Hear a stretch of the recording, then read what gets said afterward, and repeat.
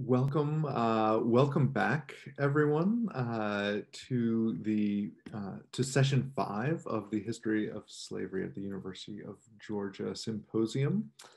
It is really my pleasure to be able to host this session, which I think is going to be fantastic.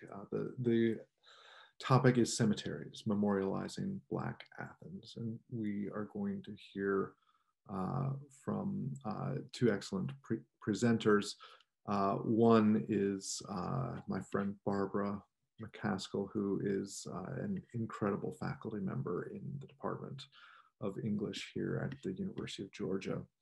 She is professor of English at UGA, Associate Academic Director of the Wilson Center for Humanities and Arts, and Director of the Civil Rights Digital Library.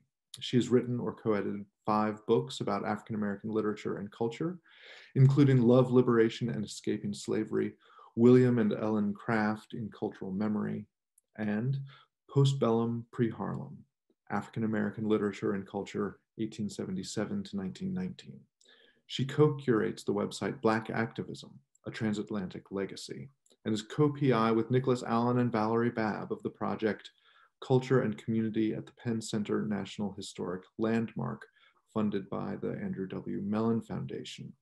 Her paper today is called Paul Laurence Dunbar's Day, the Oconee Hill Cemetery Memorial and the Unquiet Afterlives of Slavery.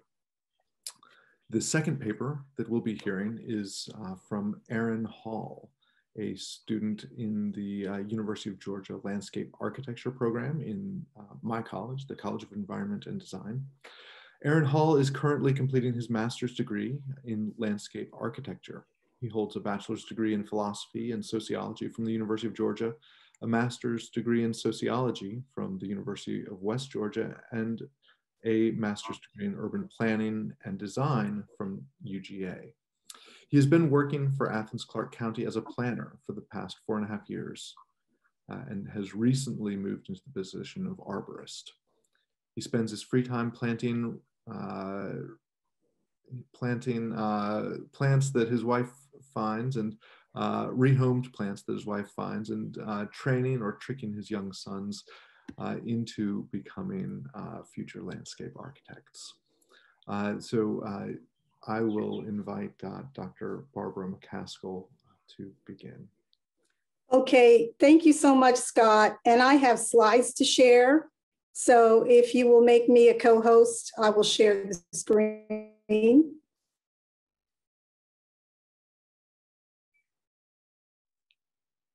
Okay, you have it? All good? Great. Okay, let's see. Let's put this on slideshow.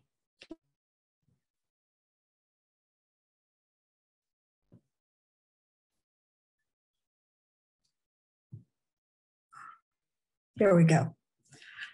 In 1872, the American poet Paul Laurence Dunbar was born.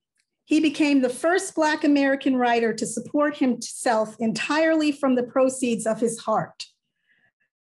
Cosmopolitan and charismatic, he was a living rebuke to the fictions of lazy or puerile or brutal Black men that enslavers had invented. His poems often expressed sunny themes: hope that follows suffering, joy that replaces sorrow. They reflected the faith held out by African-American families and communities for full citizenship and belonging, in spite of the failed promises of the Reconstruction and the Jim Crow policies and racial violence that contained and threatened them. Lines from Dunbar's poem Day are carved on the Oconee Hill Cemetery marker that commemorates 105 men, women, and children of African descent. People it describes as most lanes were removed in 2017 from below Baldwin Hall and reburied there. The verses honor the dead and soothe the living. Perhaps they were also selected because they gesture towards racial unity, since the integrated interracial readership Dunbar attracted was exceptional compared to other American writers who were contemporaries. But these intentions miss the poet's point. Read in entirety, And in the context of Dunbar's larger body of work, Day contemplates the precarity and contingency of Black lives, recognizes the unfinished business and unhealed wounds of slavery, makes Black humanity visible and complex, and asserts Black people's own perspective, invites us to accomplish what often has not happened after the rediscovery of the Baldwin Hall remains, telling the whole story of the history of slavery and privileging Black communities and descendant perspectives that may run contrary to what we desire to hear. Dunbar wrote poems in dialect, such as When Malindy Sings, and in literary English, such as We Wear the Mask, that express a range of feelings. Beautiful leather-bound volumes of his poem, Rural and Urban Black People and the Southern Landscape, created by the predominantly white Hampton Camera Club. Dunbar published 12 poetry collections, the major American press, Dodd, Mead and Company, as well as books in other genres. Recitations, logging scores of well-advertised speaking tours, and setting some poems to music. There were even Paul Laurence Dunbar cigars, brought to consumers courtesy of Chicago's Colored American Cigar Company, who marketed them as high-grade, better quality stogies.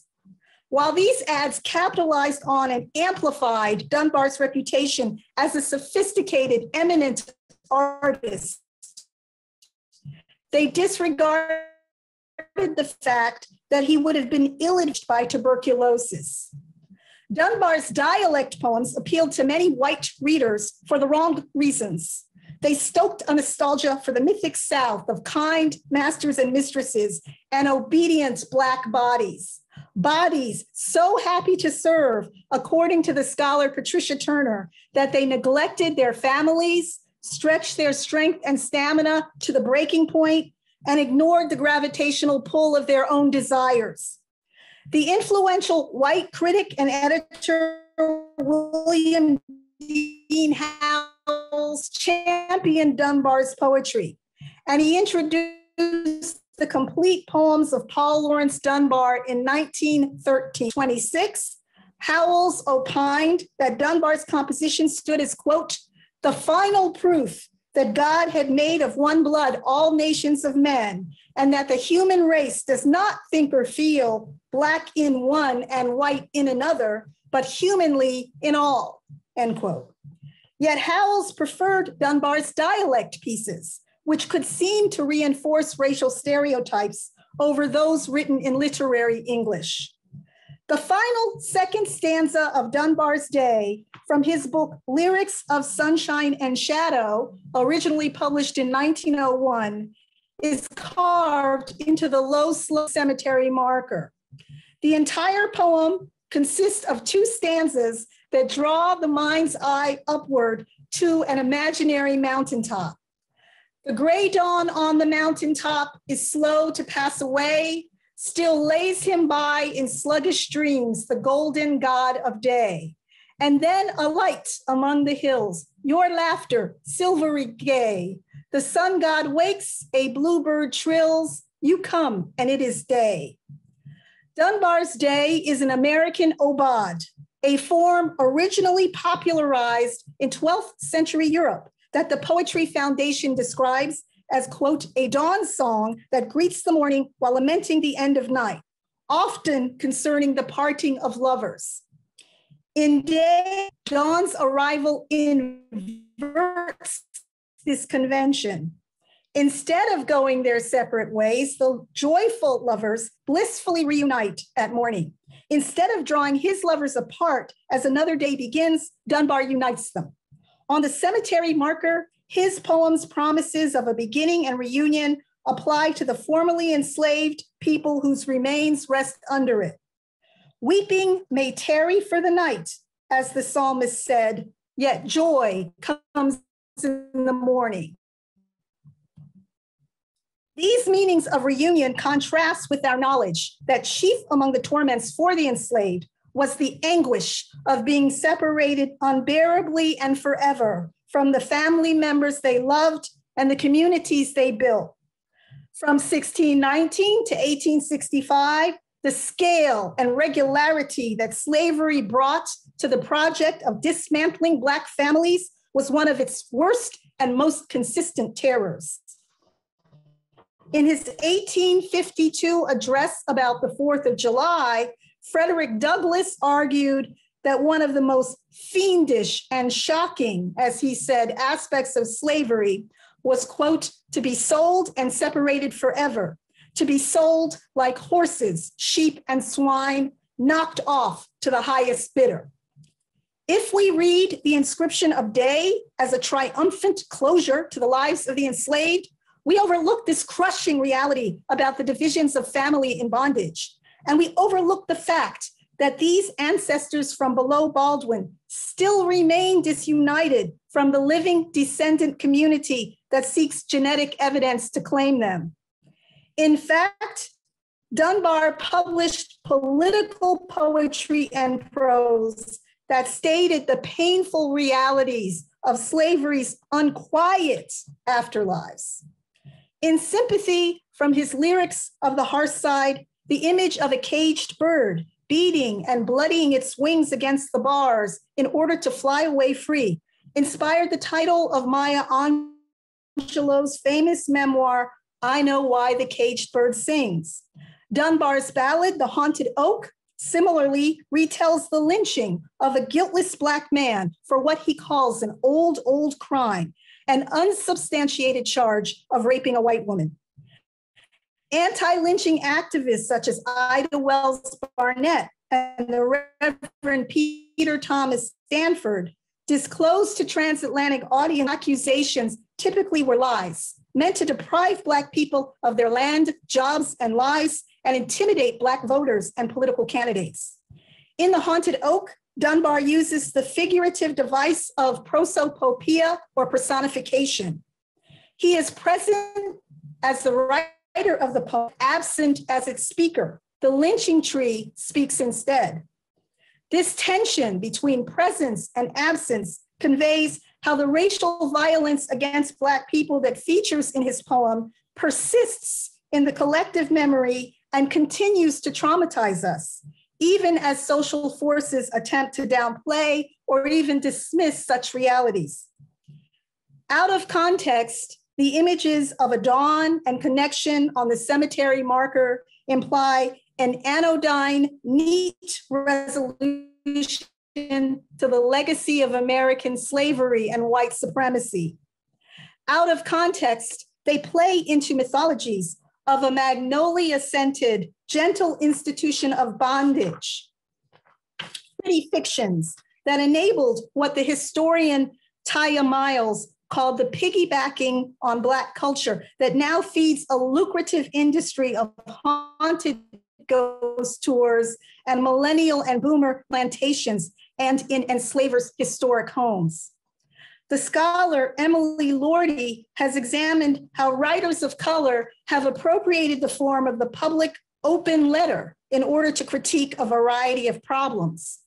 Writing for The Atlantic, Lordy has called this process literary activism.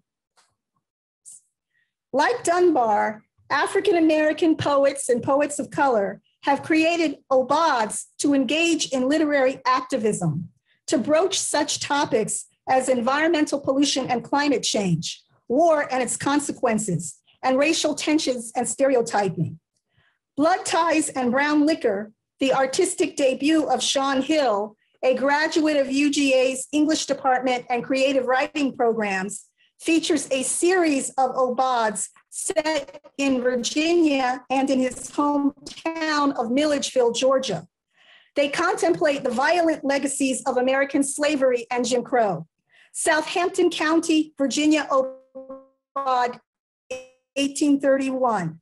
Milledgeville Obad, 1831. Devorah's Obad, 1938. And Dawn, 1991, explore from the perspectives of an imaginary African-American family the blessings of Black love and community and the racism that exacts its toll on their bodies and sanity. The dates of each of these obads pinpoint discrete moments during the African-American freedom struggle. 1831 marks the insurrection led by Nat Turner against Virginia enslavers. 1938, the boxing bouts between Max Schmeling and Joe Louis that became flashpoints for racial tensions in the United States. 1991, the beating of Rodney King by 4 white Los Angeles police officers. Day contains no obvious evidence of size, subversively counters a culture that has flattened us or dehumanized us. Taken together, Dunbar's obads are representative examples of how his verses talked back to a society that valued Black people exclusively for our labor and our service to the white majority.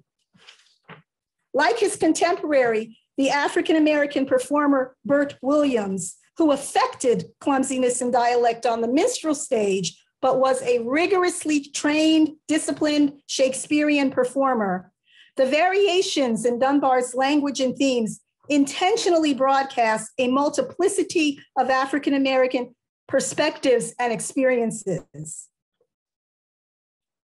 On February 4th, 1905, the Black newspaper Broad Axe out of Chicago connected Dunbar to the scholar activist W.E.B. Du Bois, the first Black person to earn a doctorate from Harvard University and future leader of the NAACP.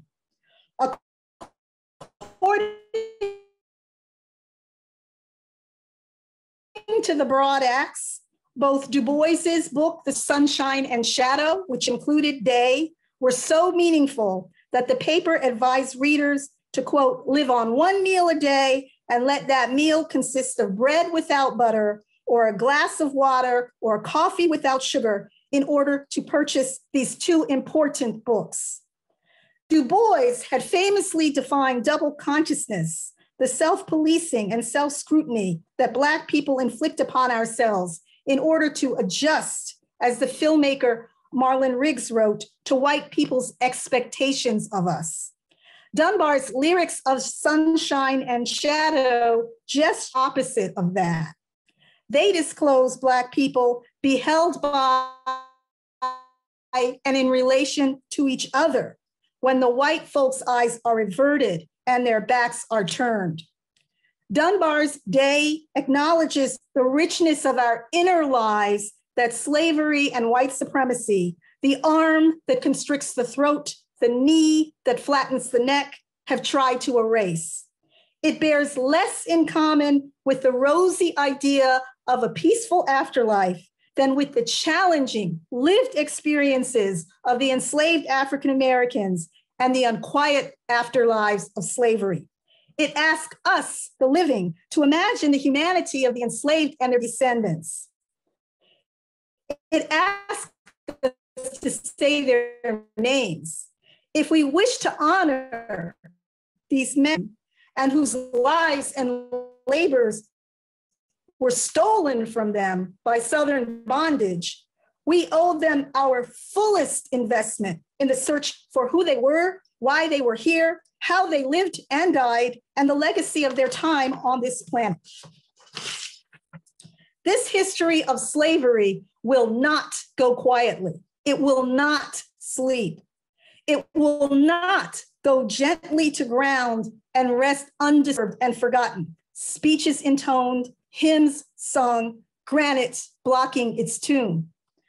Our history of slavery will not go quietly. It will not sleep.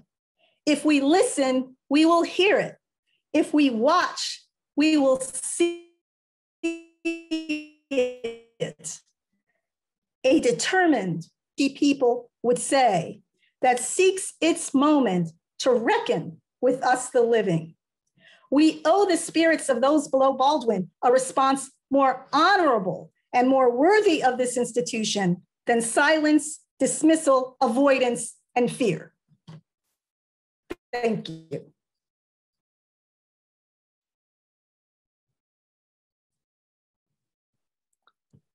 Thank you very much, Dr. McCaskill. That's a great presentation. I'm sure that there will be lots of questions. I certainly have some for you. Now we'll move to Mr. Hall.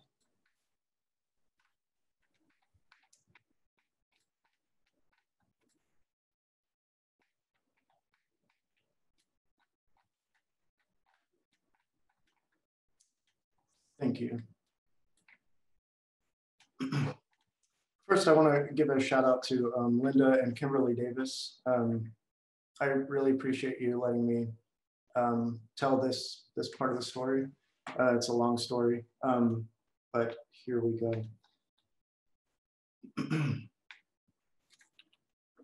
So I want to start off with this quote from Walter Hood. It says, Black landscapes are forged within contested space, improvised and reshaped to allow Black people to thrive within a context of marginality and exclusion.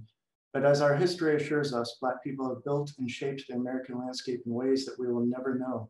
It is up to those of us in the field to continue to articulate and, most of all, to develop a prophetic aesthetic, to counter the colonial melees so that we can remember and develop new futures from the power of the past. Here's Brooklyn Cemetery in context. You have Baxter Street to the north, Westlake Drive to the west. Brooklyn Cemetery is in the middle there. It's right in between the Holy Cross Lutheran Church, the Congregation Children of Israel, and Clark Middle School. So the history, there are two African-American cemeteries here in Athens, Georgia. The Gospel Pilgrim Cemetery and Brooklyn Cemetery. Both were built in 1882. Gospel Pilgrim Cemetery fell into disrepair, lost ownership, and now belongs to the people of Athens, Clark County, which was part of a SPLOST program about a decade ago. So the name originates from the Brooklyn Hawthorne neighborhoods, which is where the majority of the first burials were from. It is said that the name is attributed to the Union soldiers from Brooklyn, New York, who made camp at the current site of Mount Pleasant Baptist Church, which is at the corner of Hawthorne Avenue and Old West Broad Street. In March of 1882, the Barrow and Lumpkin law firm conveyed the acreage in fee simple to the, quote, presidents and trustees of the Bethlehem Cemetery Society. By 1957, the original trustees have all passed away, and in August of 1957, Judge Carlisle Cobb of Clark County Superior Court appointed Ed Basil, which we had heard about, Will M. Hudson, Steve Holbrook, and Laurence McWhorter as the new trustees of the Bethlehem Cemetery Society. The new board of trustees sold off 4.5 acres in 1959 to make some money for the cemetery. April 1974, 1.661 acres is sold to the American Mission of the Lutheran Church, which is just to the west of the cemetery. In the 80s, it shows decline in the use of the cemetery. Neglect is prevalent, and neighboring landowners have begun using the fringe of the cemetery as a landfill and quote unquote dog park.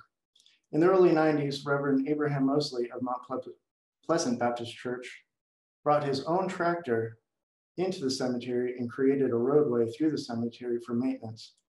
This spawned the want for more burials within the cemetery, and the last one being in 1994. The Brooklyn Cemetery, in my opinion, is in a renaissance. In 2006, Linda Davis, also a member of Mount Pleasant Baptist Church, along with Carl Scott, formed the Friends of Brooklyn Cemetery. Their stated goal is to restore, rebuild, and commemorate not only the cemetery grounds, but more importantly, the individuals laid to rest there. And maintenance is key for the future of the cemetery. In the spring of 2012, landscape architecture professor Catherine Melcher's spring studio class prepared a maintenance master plan. The master plan identified needs for the cemetery within a chapel, wayfinding, interpretation, historic marker, registration, identification of markers, and fencing, to name just a few. The Friends of the Brooklyn Cemetery have been working towards these goals ever since. At the 10th annual Martin Luther King Jr. Day of Service for the Brooklyn Cemetery held a dedication of the cemetery's new gate designed and sculpted by local metal sculptor Harold Rittenberry. And you can see the gate in the background there. And there's an up-close version to the left. So in 2020, in August of 2020, National Geographic did a story on African-American cemeteries. And there's a quote in there from that says, "We don't know our history." This is from Linda Davis in the piece. "We don't know our history or where we came from," Davis says of her preservation work. "In service to my community and to create a better future for my children and grandchildren, I want them to know where they came from and to be able to call those names." And so that's what we're working towards with this cemetery. As we just heard, the background to the poem that is in the Oconee Hill Cemetery. During excavation of the expansion of Baldwin Hall in 2015 through 2017, hundreds of pieces of remains were found. Southeastern Archaeological Services was called in to do an excavation of the site and determined that the remains were of Caucasian descent. After an uproar from the local community, it was then determined that the remains were those of West African descent. These were remains of forgotten slaves. Without much fanfare, the remains were interred into the Oconee Hill Cemetery. If you haven't seen the documentary Below Baldwin, please, please, please go see it. Connection to Baldwin. In 2019, a single family lot was purchased adjacent to Brooklyn Cemetery. Neighbors hired Len Strozier of Omega Mapping Services to see if he could locate any graves around the site. They were going to build a single family house on the site. He found several locations of possible burials. The new homeowners hired Southeastern Archaeological Service, the same group that was involved with Baldwin, and this group found nothing. A quote from Strozier says, in a sentence, "It's a difference in scope. My job was to find graves. Their job was not to find graves. I was there to find anything, and they were there to find King Tut's tomb." Well, they didn't find King Tut's tomb, and there is a house in the process of being built adjacent to Brooklyn Cemetery. So here we come to the future. In the fall of 2020, Professor Catherine Melcher's studio class was tasked with designing a reinterment site for the Brooklyn Cemetery for those remains that were found below Baldwin Hall and any other place around Athens or in Athens that need a home. Linda Davis wants this to be a site to reinter those remains found under Baldwin Hall and any other remains. Throughout the semester, my colleagues designed plan based off of feedback from public meetings with the Board of Trustees and interested parties. After several iterations, we each came up with a plan that we felt served the board and the community. If you'd like to know more, I could reach out to you with my colleagues' work. This is just a piece of my work that came from these reiterations. During that fall studio class, I was able to write a grant proposal for the Giving the Voice to the Voiceless. The program invites proposals from students from across the University of Georgia to undertake projects that amplify marginalized voices. So I will be using this grant to further the research into the Brooklyn Cemetery and gather the stories in order to create a walking tour of the cemetery. And I got this idea from 2 case studies. One case study was Ellen Reed's Sound Walk. It's, quote, borrowing from the theatricality of Olmsted's design with its shaded culverts and broad meadows. Reed ennobles the humdrum of the happenstance. And what it is a walking tour around Central Park with the New York Symphony as your guide. And the second case study comes from the Longwood Gardens located outside of Philadelphia, which created an exhibit entitled Voices in the Landscape, which is a walking tour of the garden with a series of stopping points that tell a story narrated by Blake Alston, who's a fabulous storyteller. And if I can, let me see if this will work. Just give you a snippet of what this sounds like.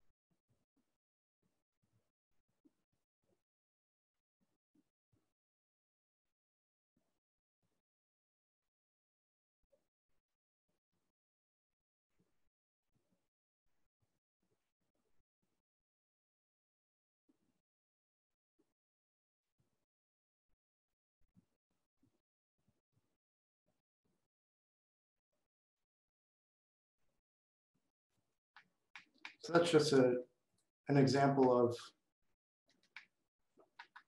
of what I would like to do with this walking tour. And that is my time. Thank you.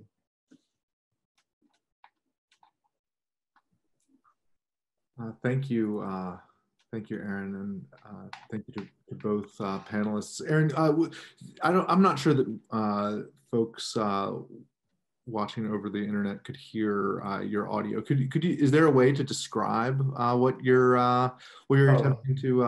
Sure. Sorry about that. It's okay. So in this walking tour, it describes places, and in this instance, it was a tree that had significant meaning to a family that lived near this garden. And so in this walking tour, it would be not only the stories of family members that are still living that have descendants in the cemetery, but also the meaning of trees or different pieces in the landscape that have meaning to people. Okay, thank you. And if you'll, okay, great. So we have a bit of time in which we can have some conversation. So let me again ask, let the attendees know that they are welcome to ask questions of our panelists. You can type that into the question and answer box. I have a couple questions first, though.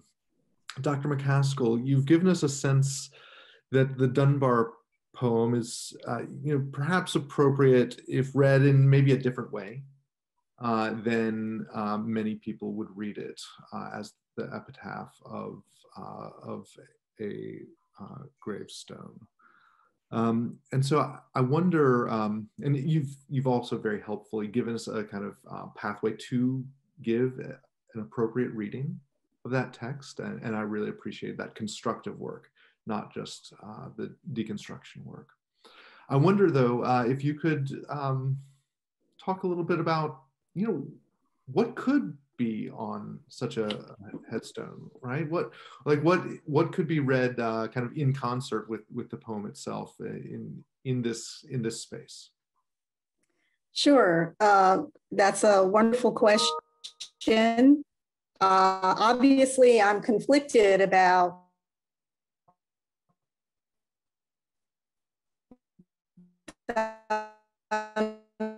Dunbar's verses on this first. Paul Dunbar's verses quoted in the context of African-American funerals and memorials. I, 2 weeks ago, was at services for my deceased sister-in-law, and indeed, Paul Laurence, he's a go-to poet for this sort of thing for all of the reasons I mentioned.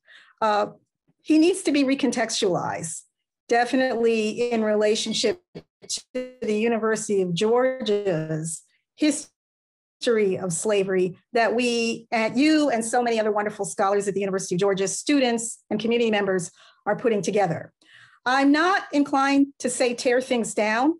I'm inclined to seek ways to engage the living in presenting these full stories.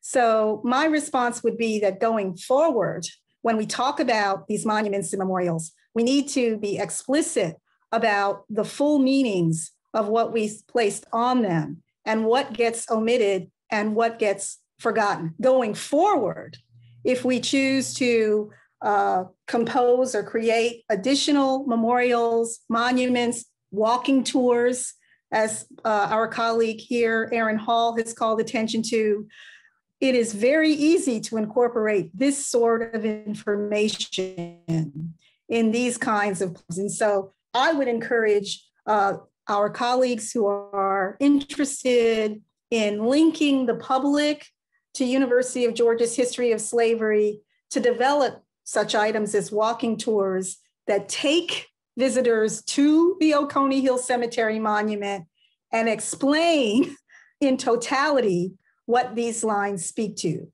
I have no issue with quoting verses that call attention to a peaceful afterlife. I'm a believer in that. But understanding what Dunbar's more complex goals were, and most important was writing post-Reconstruction America, failed promises of the Reconstruction, escalating racial violence and racial tensions. He wasn't ignoring that at all. He was speaking directly to that. And in our discussions as scholars, in particular of Paul Laurence Dunbar, we're remiss if we do not call attention to that, because in part, as my very short paper called attention to, he has been misinterpreted so frequently over the years as the dialect poet, as the minstrel poet, as the poet who pandered to racial stereotypes. And we inadvertently participate in that flattening, essentializing of Paul Laurence Dunbar if we don't think about ways in which he was subversively pushing back against American racism, specifically by trying to make visible the inner lives of African Americans. That's so good. And, you know, I'm thinking right now of the paper about Lucius Hulsey, right? Who could have that similar process and that similar kind of interpretation of this flattening of his work within a paternalistic system in which he was trying to create institutions for people of color, in which they could feel that kind of sunshine, right? Outside, you know, kind of covering from the white supremacy, even though that was failed. And frankly, his for Hulsey, his dream of that occurring on the U.S. South fell apart at the same time, right? That Du Bois did, and the Du Bois left Atlanta, and with the race riots, right? So it's all kind of complexly connected to this problem of white supremacy. Yes, and in my field, we call the postbellum decades, the 1880s, 1890s, 1910s, the postbellum pre-Harlem period now. But we used to call it the nadir because of the perception that so many people like Hulsey, Boyce, tried and failed to create equality, equity, better lives, better promises for African Americans. We now know that there was a rigorous attempt by African American leaders, male, female, Northern and Southern, often at risk and peril of their own lives and the lives of their families. We know that they strongly attempted to push back against the Jim Crow policies that constrained them. And if they did not fully succeed, it wasn't necessarily because of a lack of individual energies or some kind of caving in and pandering and just accepting the status quo. And indeed, if we understand African Americans as being in resistance to the establishment that sought to tamp them down, then we can draw a direct line between the postbellum pre-Harlem period and now, right? Every day, it seems we are experiencing images of racial violence targeting African-American men, women, and children. There's a lot that this moment has in common with that moment. And I think that we could use people like Paul Laurence Dunbar, their works, to call attention to those connections. That's what I mean by bringing the living into the conversation. And that's really my problem with the marker, that it does not, I think, effectively bring the living, those of us here now, into the conversation that is still ongoing about the Baldwin Hall remains. No. Thank you. Aron, I wonder if I could follow up with you actually about the ways in which landscape architecture as a discipline kind of manages to think through this process of these spaces in which the living and the dead commingle. Sure, I think with specifically with Brooklyn Cemetery and where it is, you see it trying to be chipped away. This history trying to be chipped away by these single family houses that surround it.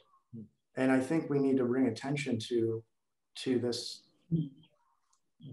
lines that really exist for some people, but don't always exist for other people.